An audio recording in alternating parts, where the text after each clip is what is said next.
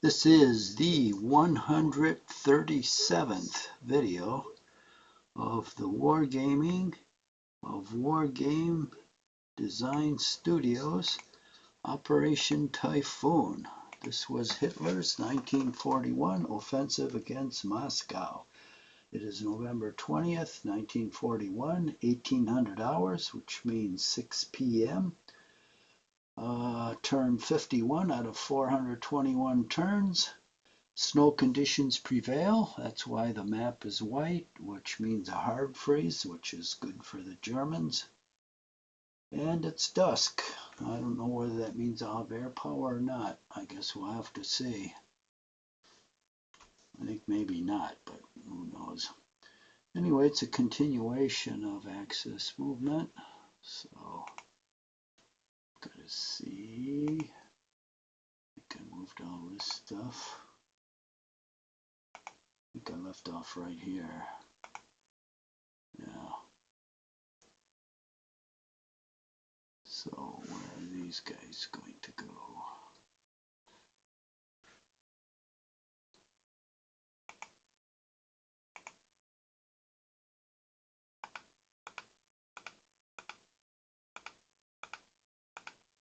All right, I'll go down here. Traffic jams everywhere because of those friggin' rubble's everywhere.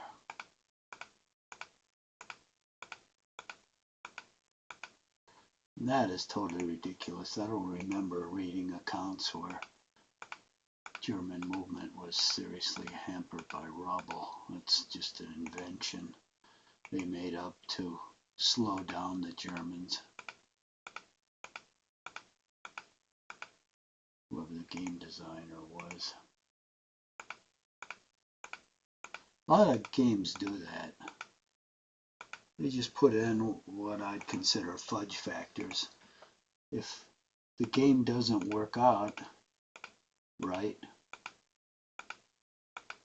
in beta test, if they even have beta test anymore for these games, then they just stick some rule in there to try to make it come out.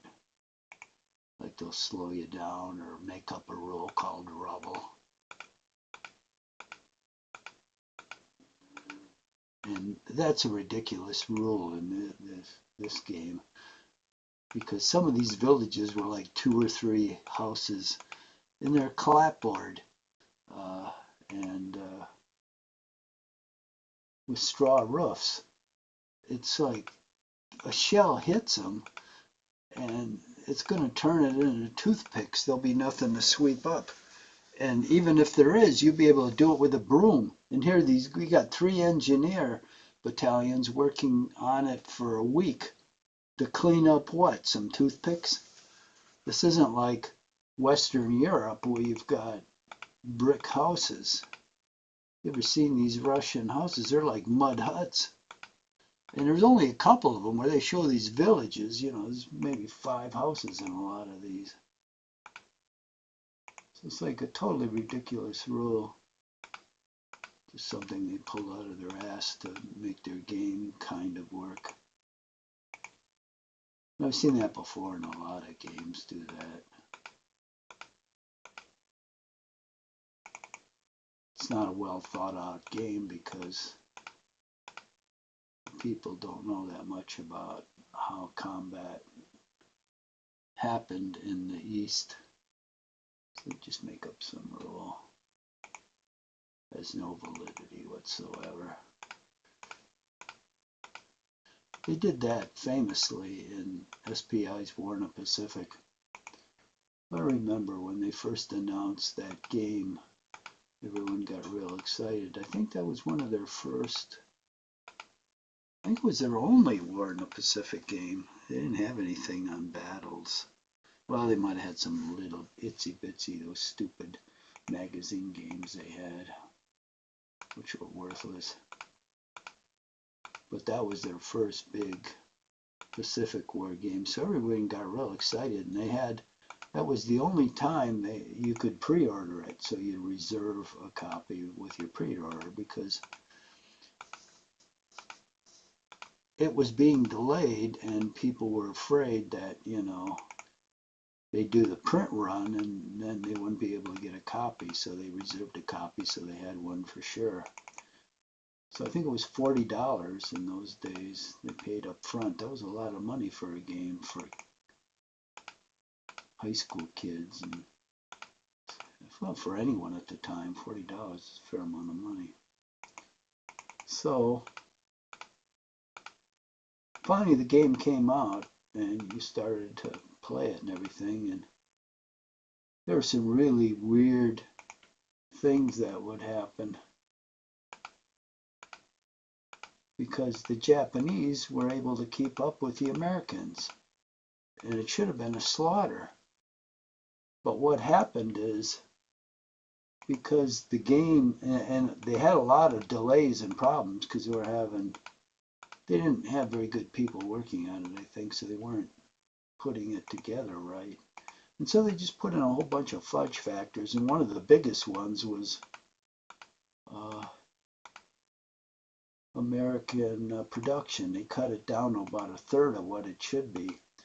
And I guess the way they figured it, if you played the game the way it really should have been played historically, the Japanese wouldn't have had a chance, and you wouldn't have found players that wanted to play the Japanese. So I guess they figured, well, you'll have to make a game of it, which means you cut the Americans way down. So Christ, the Japanese were strong, really strong. And then they did a bunch of other stuff, like they made the ships with small ranges. So the ships could go for 10,000 miles, real life, and they made it so they only went for 2,000 miles and needed a refuel. Well, the Japanese hardly have any oilers, so that was a real problem. But they had bases they could get supply from, and the Americans, they had a shitload of oilers, like from the end of 1943. So they did all kinds of little things like that that weren't historical at all. I mean, the ranges on the ships were ridiculously low. And they had the Chinese nationalists could beat the shit out of the Japanese in a land battle because you could have unlimited stacking. So what the Chinese would do, they'd stack like 30 units high and attack the Japanese like 2 units, and they'd wipe them out. And they'd just advance in that big stack, and the Japanese couldn't stop them. Well, in real life, in 1944, the Japanese had an operation called Ego, I think, and they wiped the floor with the Chinese. I mean, the losses were about 5-1. For every Japanese killed, there were like 5 Chinese killed. So, and the Chinese could never organize or supply a force that big anyway, because the Chinese army consisted, there was a corps of like, I don't know, 15 or 20 German trained divisions under Chiang Kai-shek. And then the rest of the Chinese army was under warlords. So it wasn't to the advantage of the warlords to fight the Japanese. It was their advantage to wait until the end of the war, and then with their armies, they would take over shit and expand their territory. So they didn't want to fight for the most part. They didn't give a shit about anything except their own territory. They'd fight for that, but they didn't want to go fight where Chiang Kai-shek said they should. So he'd tell these guys to mobilize and meet at a certain place. Some of them wouldn't even show up. And some of them that did show up, they'd look at the situation and then they decided, we're going to get slaughtered. I don't want to lose all these men. They just leave. They turn around, they march away. So he never knew what kind of an army he would have because it depended on these warlords. So it was hard to conduct a big operation.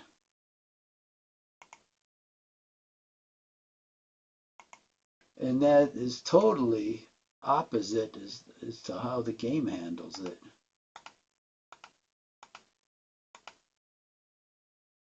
So they just had, you could tell the stuff wasn't well thought out. They were just kind of slapping it together. And it was badly received. I mean, it got panned. I liked it, but you have to make a lot of modifications to it. But for its time, overall, yeah, it had a lot of problems, but it was a good attempt, a good first attempt, and you could fix it up. Now, you can't fix these electronic games because you just can't make up any rules because the computer won't carry them out. But a board game, you can do that. You can try to fix it up. And so he did fix it up. You had to fix up the air rules and the naval rules, especially. Their naval combat was stupid. It was like an abstract thing, where you had some sort of schematic you set your ships on, and certain hexes would be activated, and then you could fire your ships. And that was really stupid. Whoever thought that? That must have been just before they were going to go to print. They were desperate, and the guy just thought up these stupid rules.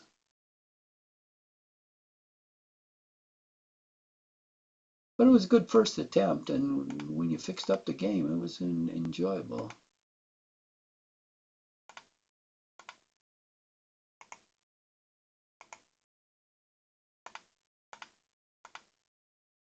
And it was easy to play for a game of that scope. You could move it pretty fast. Okay, these guys have moved. All right, none of these guys have moved, so get the high road and the low road.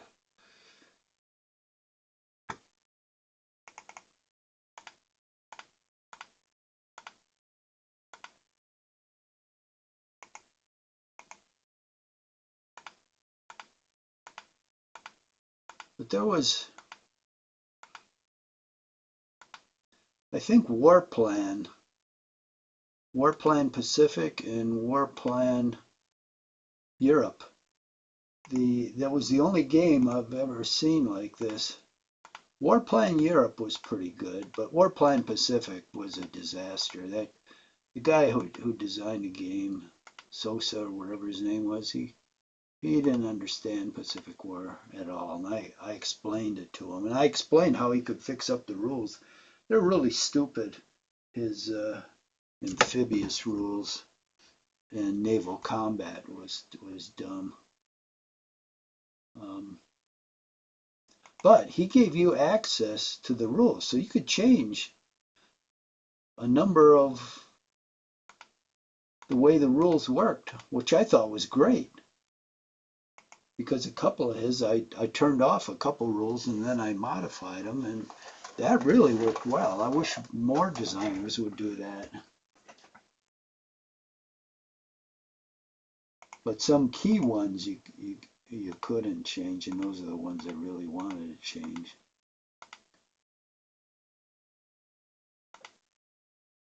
But that was an enjoyable game to play, but the Pacific one was entirely unrealistic. He just didn't grasp anything about amphibious operations.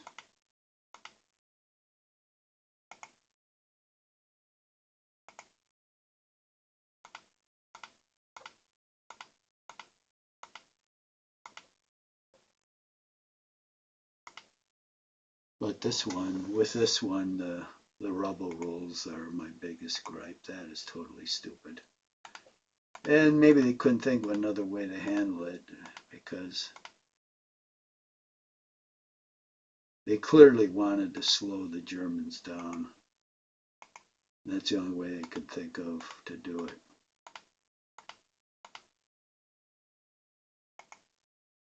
They wanted to slow the Germans down because of some imperfections in their game design. Some things didn't work out right.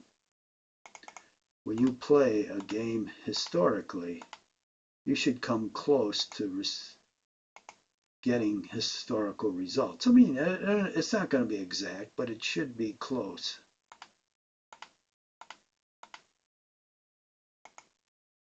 And if it's not, gamers who are, a lot of them are historians, they're going to know that, hey, this game sucks.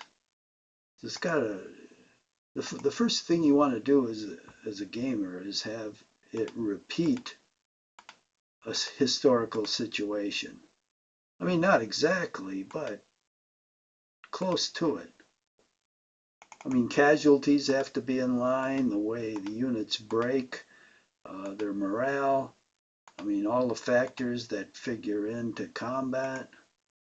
If you have all those factors identical, you should come out with similar, repeatable results.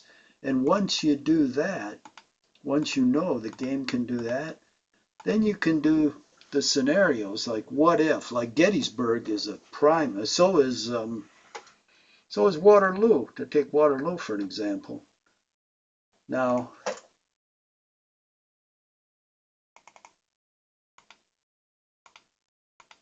who made the Marshall Enterprises, I think, made all those Napoleonic board games.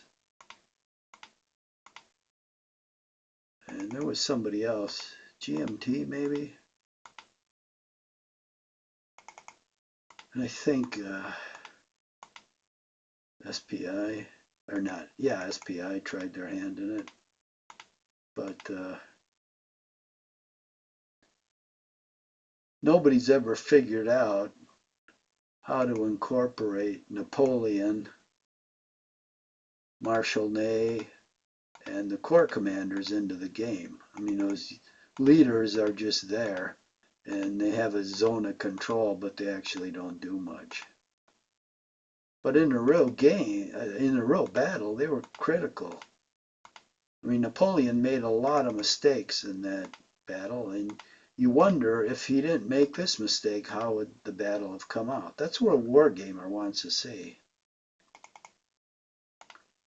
So, for instance, as far as leadership, he put Ney in charge of his left wing and Grouchy in charge of his right. Well, Grouchy was a good division commander, but he was a bad wing commander because he was a martinet. He followed orders, and he didn't change those orders when necessity demanded it. For instance, he ignored advice to march to the sound of the guns when Napoleon's battle at Waterloo started, because he was a martinet. Then you had Ney, who Napoleon knew from long experience. In fact, he at a number of battles, he said Ney cost him the victory, which was true. He was careless. And Ney was erratic. That was obvious. So he puts him in charge of a wing command, which was stupid. So what did Ney do? He just sat around all day. He didn't seem to want to attack, and then he attacked like a madman. I mean, it was... And then, of course, at Waterloo, he launched the cavalry into a suicidal attack. And then he took Les Saint. And then he asked for reinforcements, and he might have defeated the British, but Napoleon wouldn't give him the reinforcements. Probably because his conduct was so bad. So what could Napoleon have done for leadership? Well, he assigned probably the best corps commander in Europe, Marshal Davout, to an administrative role in Paris, which was stupid. He should have been in the field. He should have had Ney's command. Now, where would Ney be best? He would be best where he was closely supervised. which would have been at the head of the Imperial Guard. Perfect for Ney. He would have been right under Napoleon's command. He wouldn't have had to. There's a guy hiding there somewhere, I think.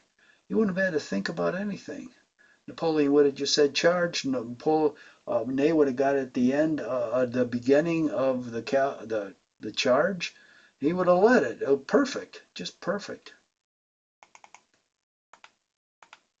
But that's nowhere reflected in the game. And you'd have to think about that. Oh, these guys moved. But see, the guys that designed it, they never give any thought. They just, well, who cares about leadership?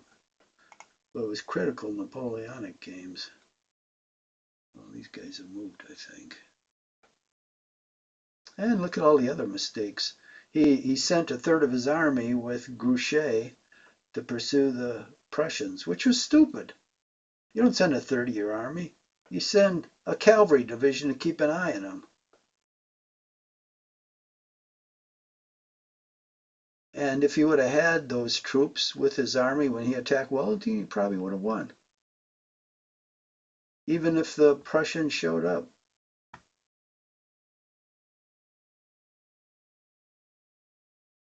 So he made mistake after mistake after mistake. You can't make that many mistakes and expect to win a battle.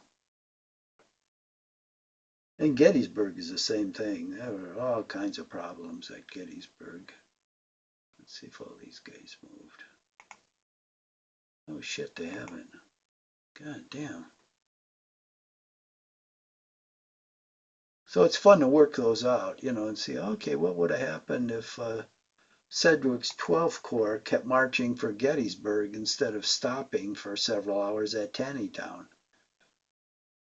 And there's like 50 things. Okay, none of this stuff is moved. I better pay attention to the game here. Okay, no, all of that stuff is moved. Okay, so this stuff on the road needs to move. So it can move straight across and down, I guess.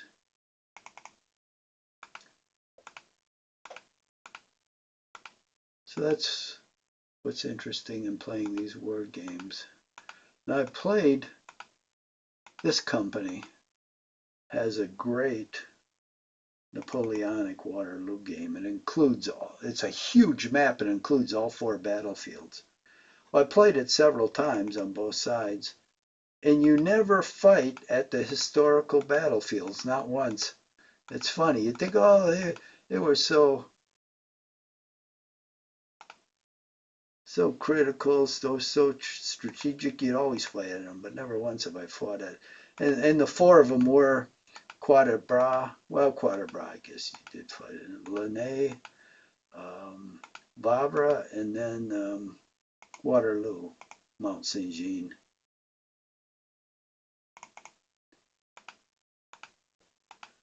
The robot AI, when it plays the Prussians, always fights we always have a huge fight at Charleroi. That's where the big battle is, Charleroi. The robot usually commits the entire Prussian army to fight in the, I think that was a city, it's big enough. The city is Charleroi, and we always have a big battle in the city. I never do. I just like historically, there was no battle in Charleroi. But the robot always insists on fighting there. And I don't like to fight at Lanay. I think they're much better battlefields than that for the Prussians.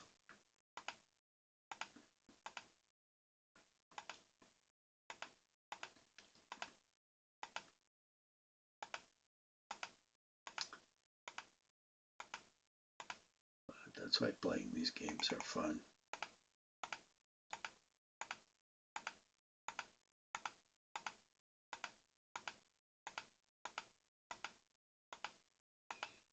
And the artificial intelligence keeps getting better and better. And I'm sure there's going to be a time where you're not going to be able to beat artificial intelligence. here's, keep moving this headquarters the wrong way. It's the 9th Army belongs. That's, see, only moves 1 hex for Christ's sake.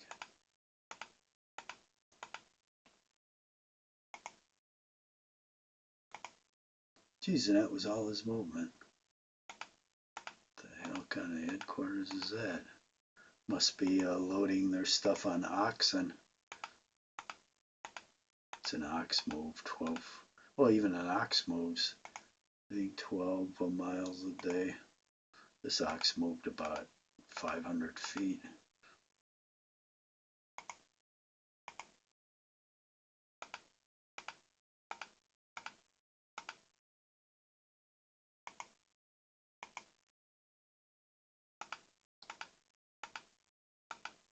Yeah, but half of this game is getting Moscow. The other half is holding it, because we're going to get 20 Siberian divisions trying to take Moscow back. And I think they arrived January 1st. But maybe it's earlier than that. It's only November 20th. So once I take Moscow, I'm going to have to hold it against a huge counterattack.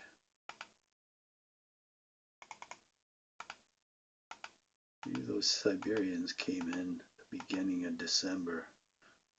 I hope it's not any earlier than that.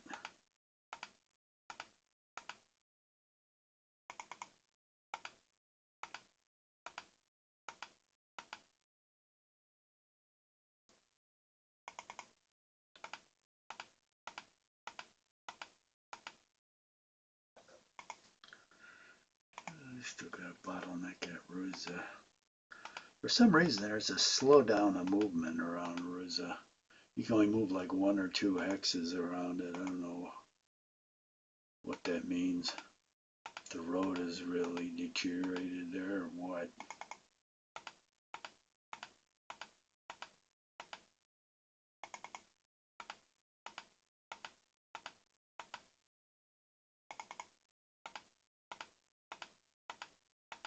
No, it seems to be okay. This area in here was really... Why do I have all this artillery deployed there?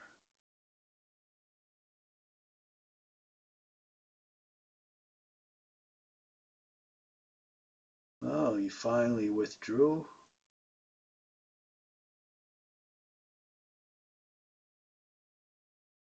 Yeah. Well, that's interesting. Okay, we're gonna have to take a look-see up there. Looks like I'm dismantling the artillery.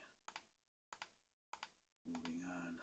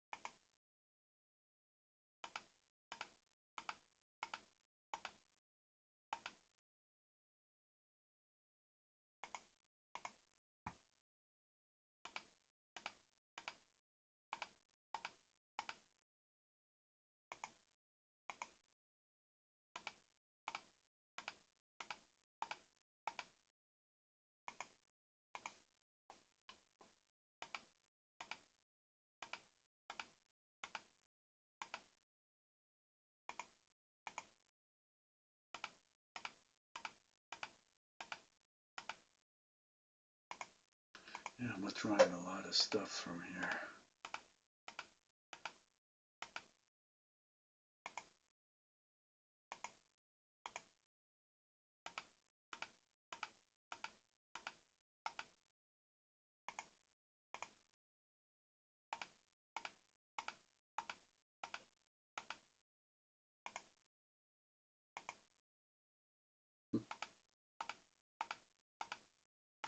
Especially the artillery.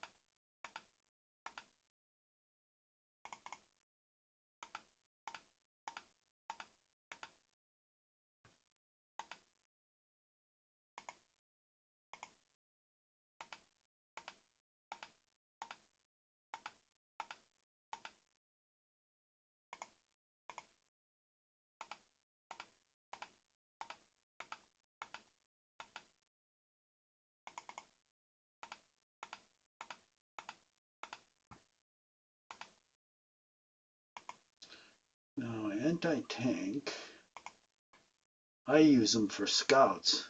They move like crazy. And they're fairly worthless against tanks. I mean, these are 37 millimeter guns. I can't move anymore.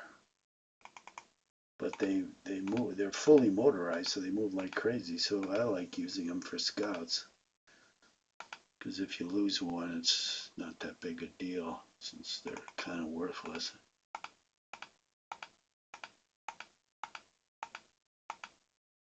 Oh, shit, some partisans.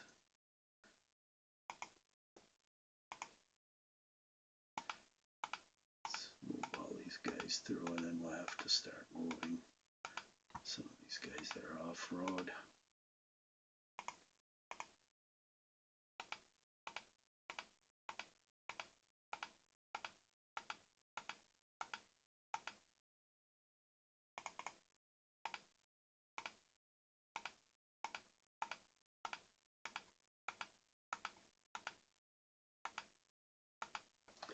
Alright, we'll go up the road and move everybody on the road, and then we'll come back here, figure out what's going on here.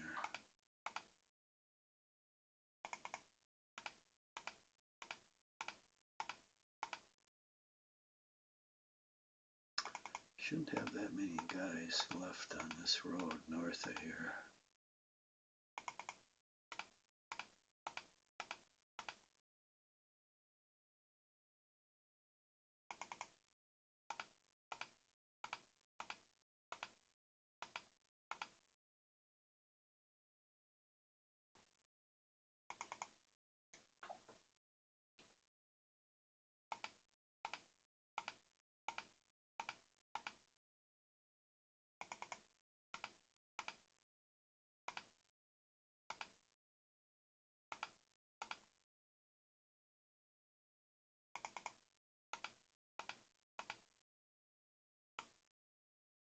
Oh shit, Ninth Army.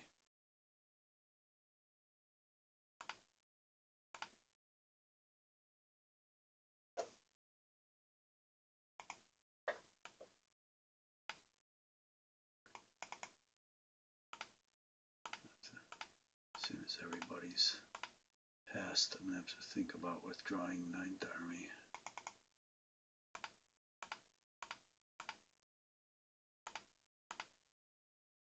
Keep a skeleton force up here.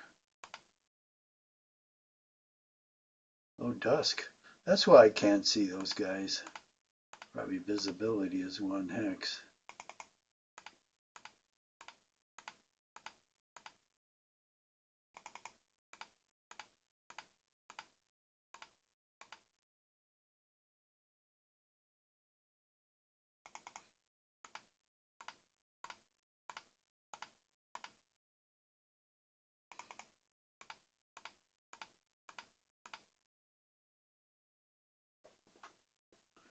That is definitely what's happened.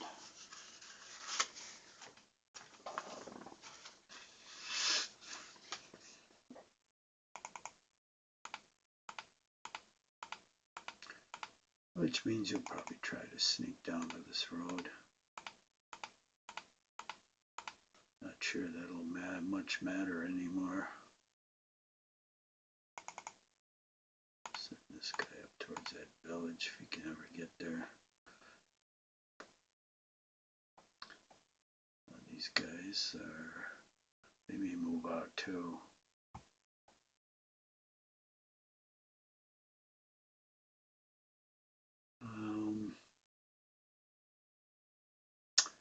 Yeah, I think I should probably start moving these guys out. He's made almost 0 progress against just those 2 guys up there. Look, I've got a bunch more here. I think I'll start moving out these guys.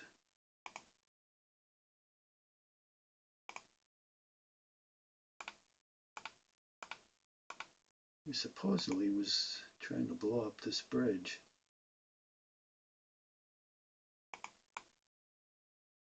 That didn't work. Fuck. Worthless game.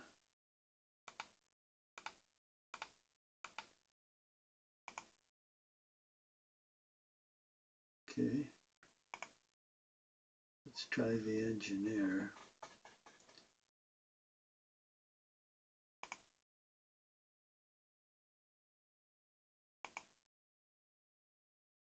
Damaged bridge.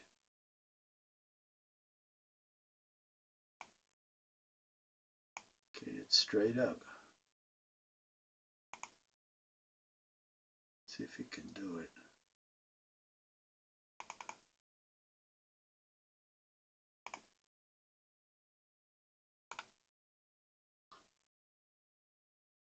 What? Did you do it already? Ah, shit. Yeah. Hey, dumb bastard. No, I can't get across. That's funny. Finally did it. Well, I guess he should probably stay there, come to think of it. Engineer was pretty damn quick.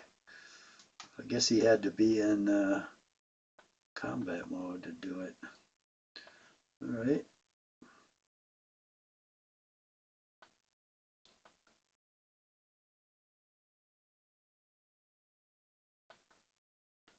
Now we gotta go to Starita. Let's see what we got going on there. These three guys are going back, I know.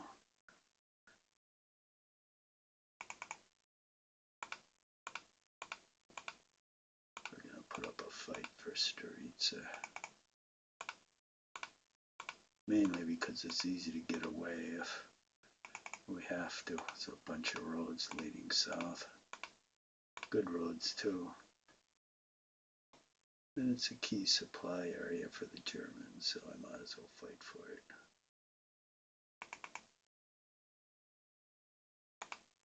Withdraw back there.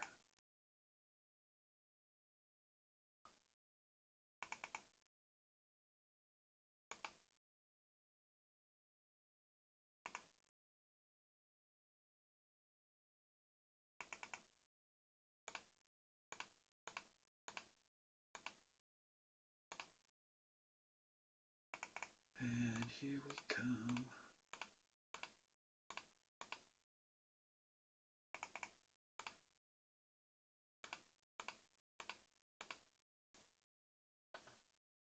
What do we got here? Oh, we spotted those guys. I think they were somewhere in here. We might run into them. Let's see. Yep, we did. Nice. Okay, we'll leave this guy over here. The backstop.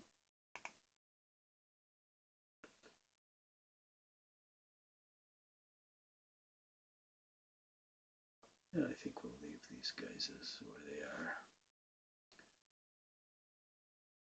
So we'll start beating on this guy.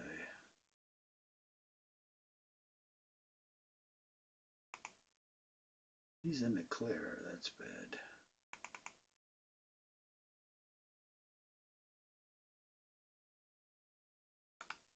Let's go down to the woods and deploy. And this guy will go up here.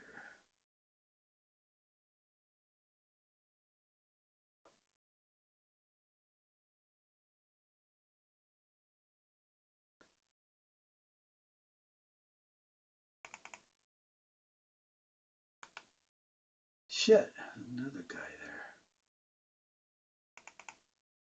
Alright, I better make for the woods there.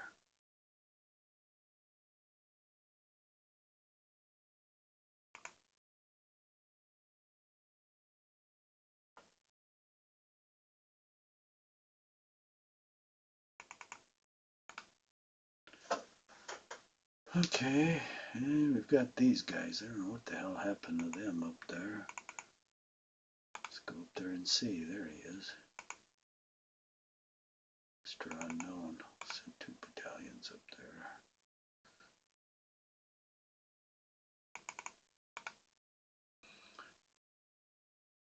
Okay.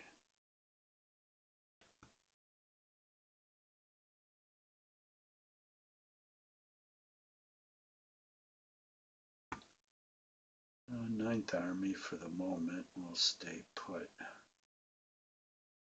This guy can move up here. Ah, shit, he's got another guy to fight. Now these guys. Okay, we've got flak. We'll put him in transit. Shit, find a guy right away. You turd. Okay, we'll go up here and fight him. What about here? Nope.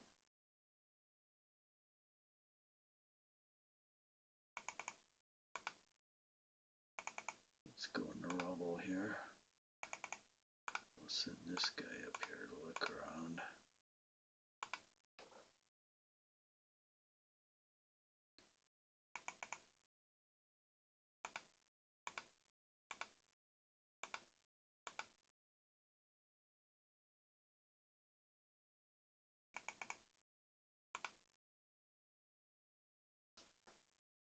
Okay, all these guys, let's get down to the road.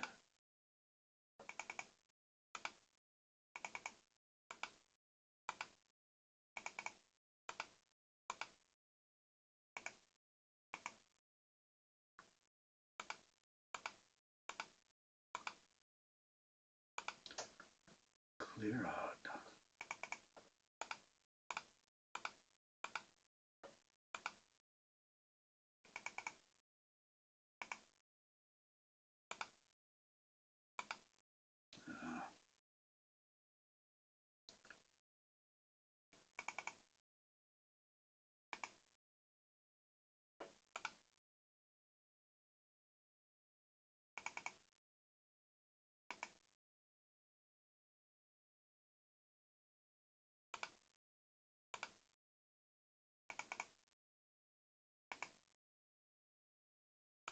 Truck up all this artillery.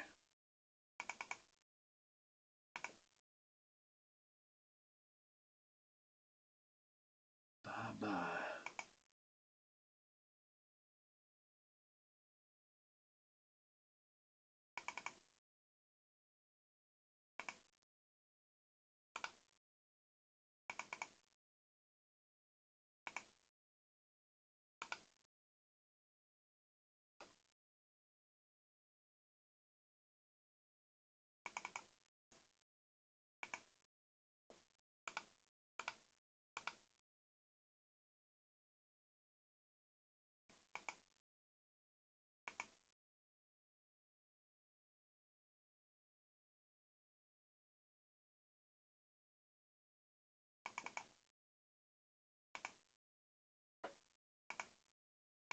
Okay. I know if I move that village off to stop. Ah, shit. Same. I should have just moved through there.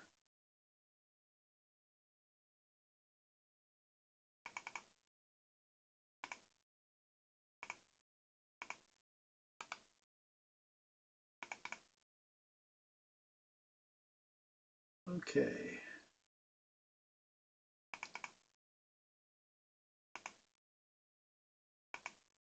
Oh, here's my scout anti-tank gun. Ding ding. Got another one up here. This engineer will leave.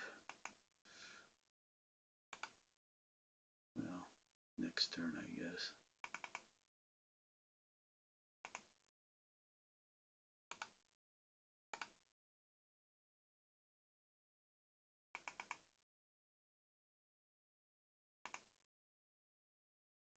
Our job is done.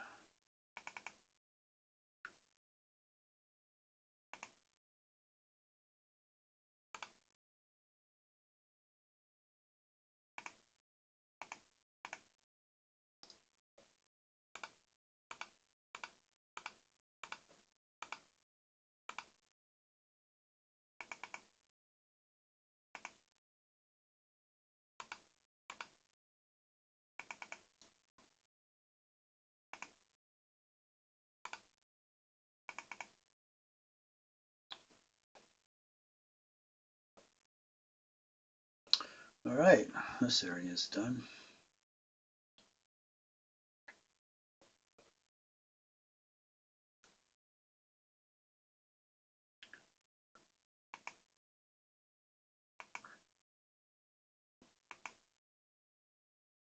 All right, everything there is moved.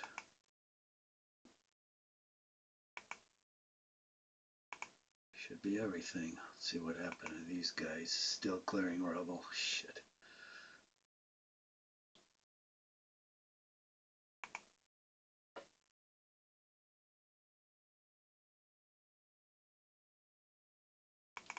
Well, let's go down here. You never can tell what we might see. These guys have all moved. Yep. All right.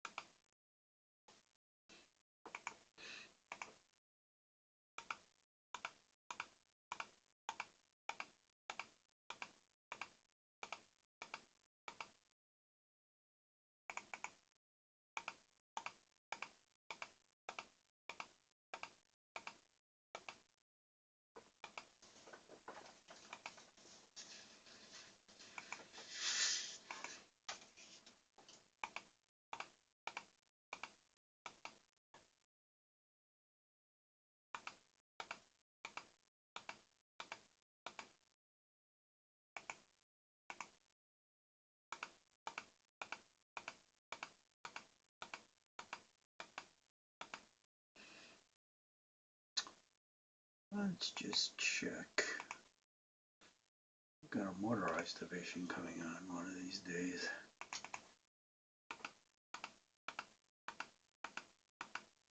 Send that by train.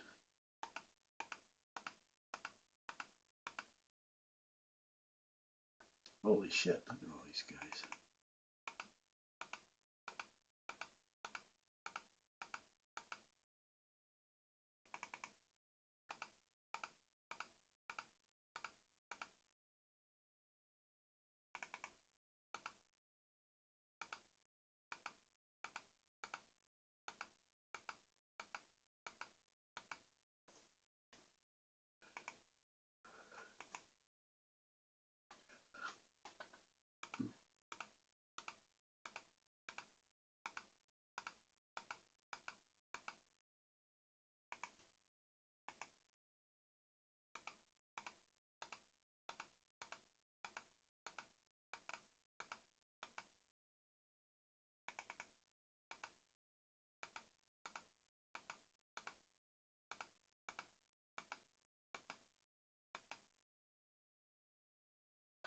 I'm gonna rest my finger for a second here.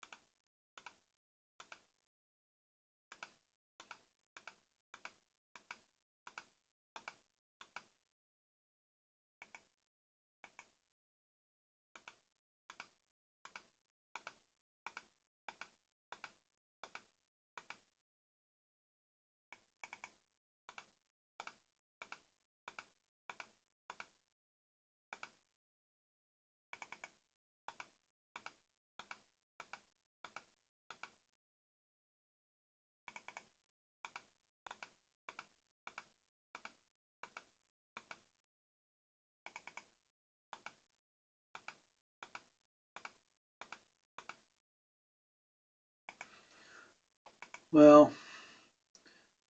This whole turn will be movement, but the next turn we'll have combat. There won't be much movement left.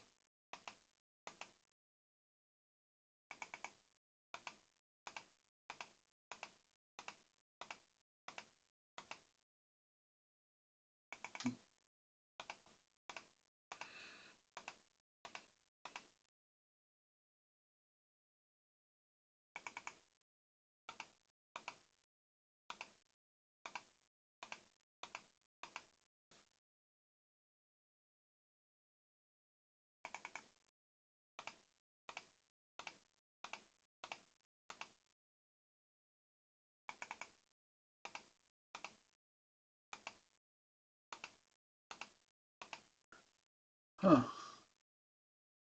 Wonder if this guy's gonna try to use the rail. I think I'll go up there. Oh shit, there's another guy up there.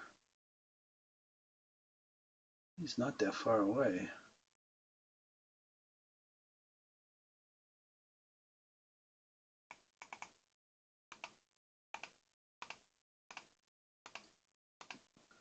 I've got his own control on it. I don't think he can use it.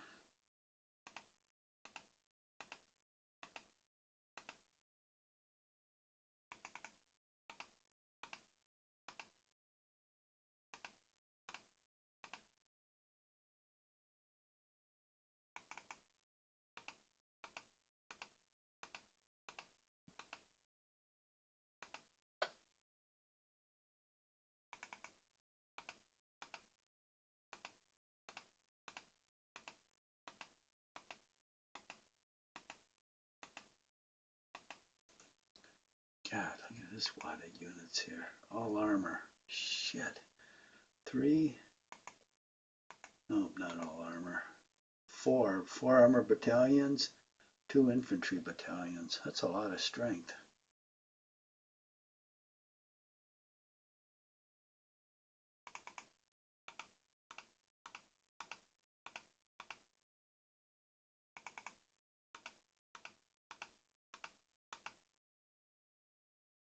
Holy shit, look at all these guys.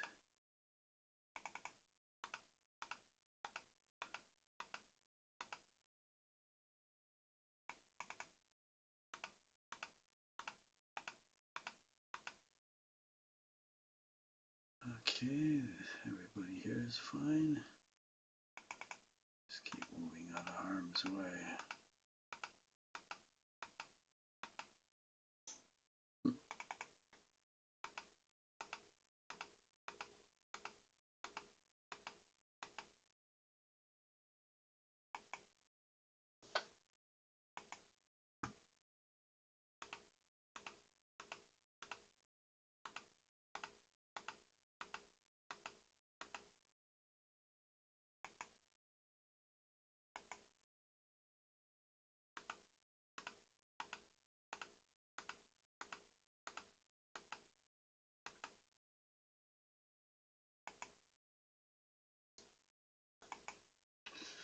Yeah, we only have a couple minutes left, so a couple more units and that'll be it.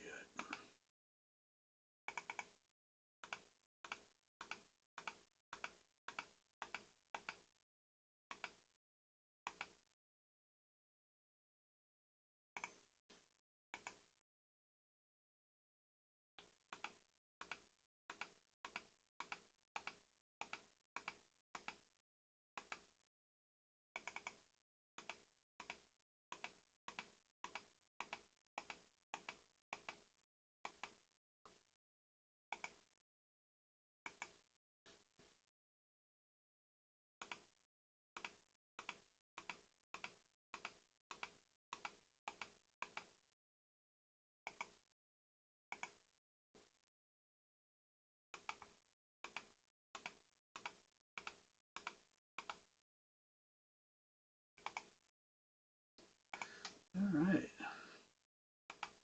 Okay, I think this will be it. And we will continue on next time.